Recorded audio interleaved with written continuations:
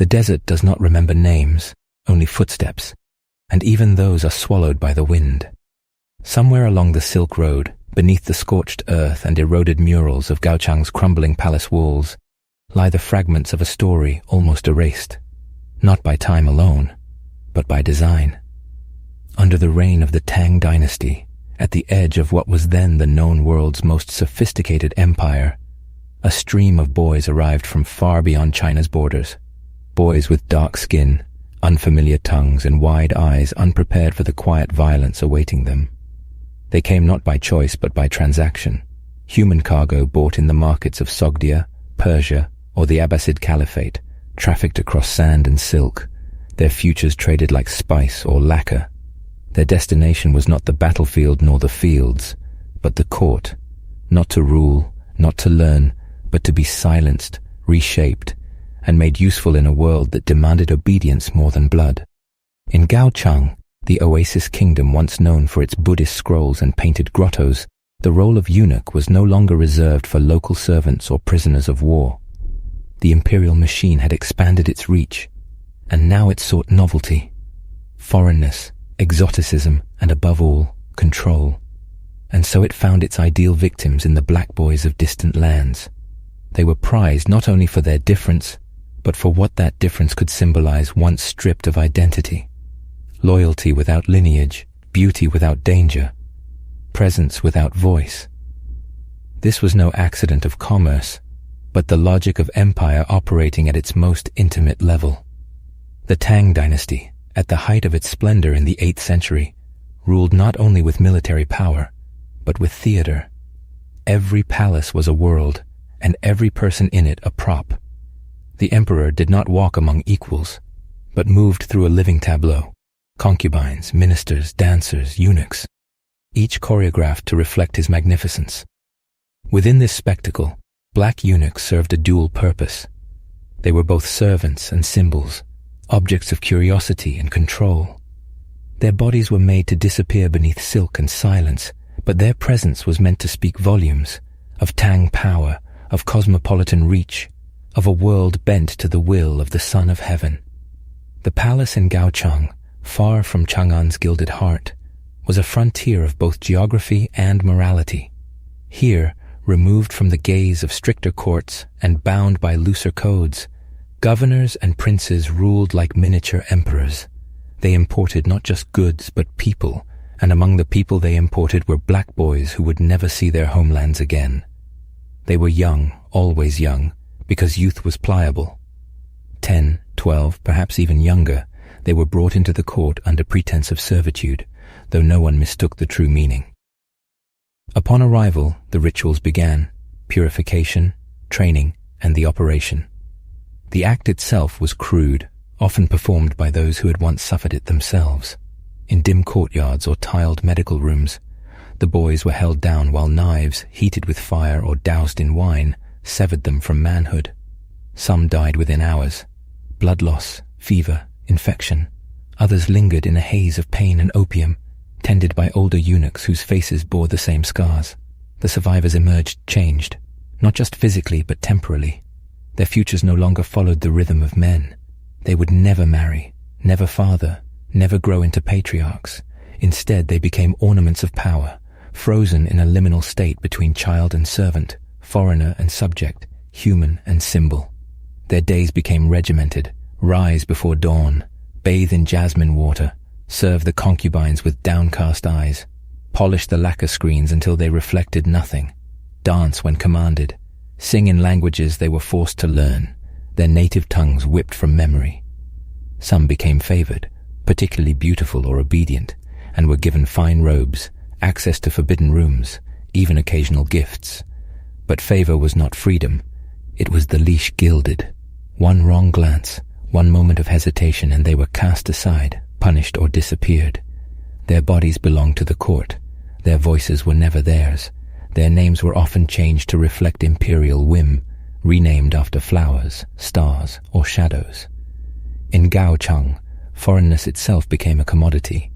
The presence of black eunuchs allowed local rulers to mimic the cosmopolitanism of the central Tang court, to impress envoys from Persia or Silla, to display their wealth in flesh rather than stone. These boys, stripped of family, language and lineage, became the ultimate proof of power.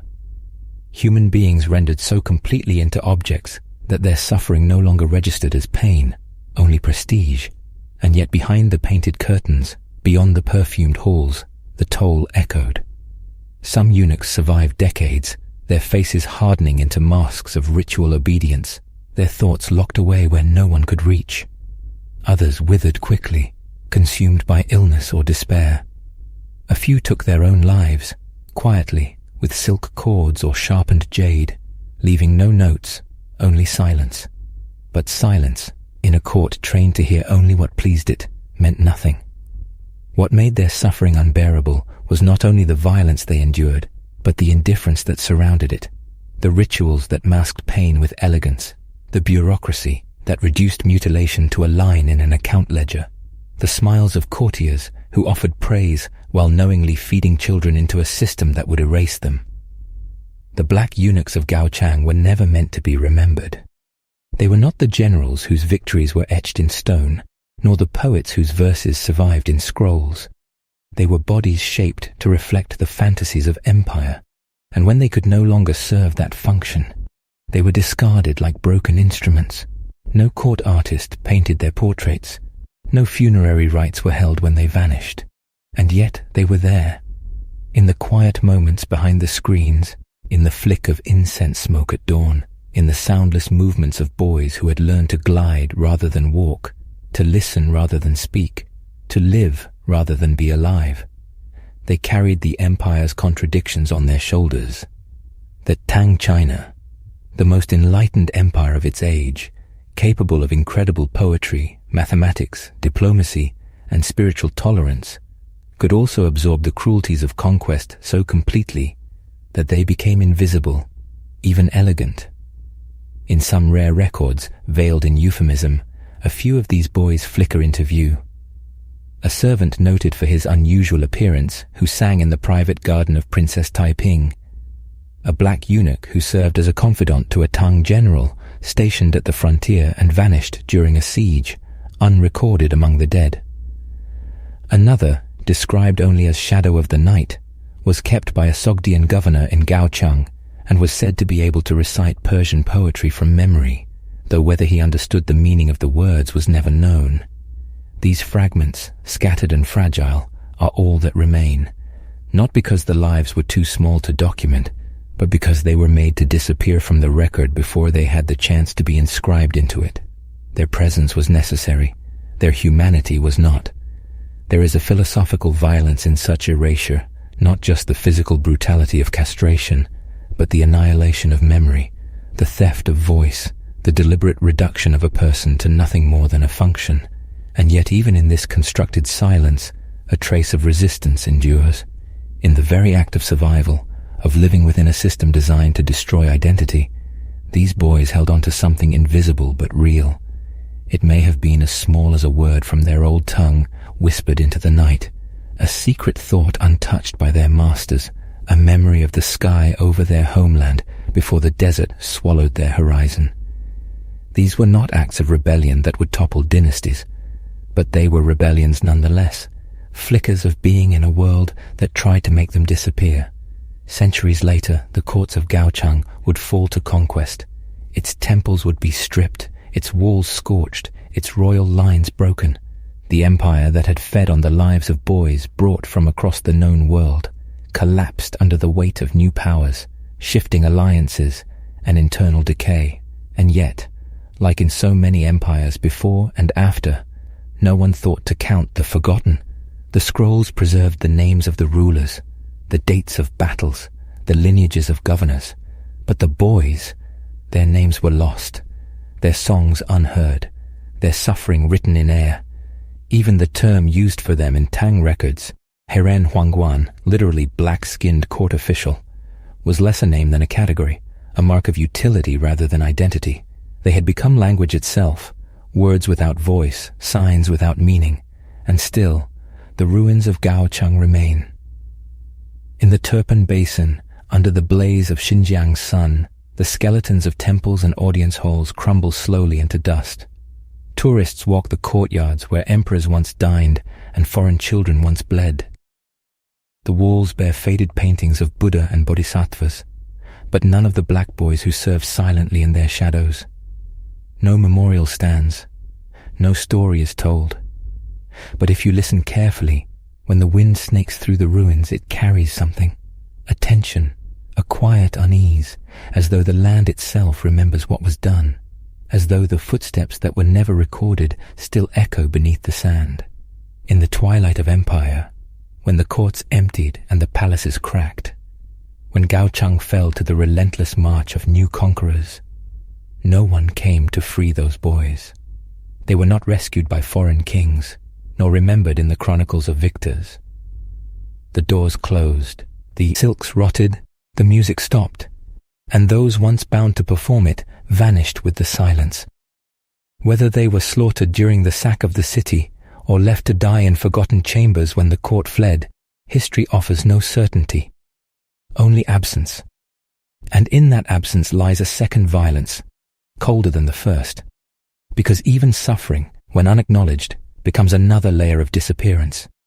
There is no justice in being mourned too late, no dignity in being rediscovered only as a footnote in the archives of someone else's glory. But the story of the black eunuchs in Tang-era courts does not merely indict an ancient regime. It whispers across time, revealing a deeper truth about civilization itself, that even the most refined societies, those who claim to revere wisdom, art, and virtue, often require invisible victims to sustain their elegance, that the machinery of power is never clean.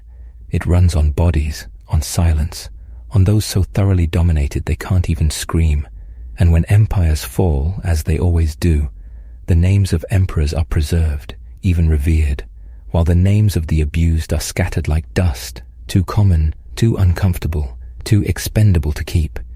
Yet memory has a way of surviving beyond its erasure, not in the monuments that crumble, but in the questions that remain.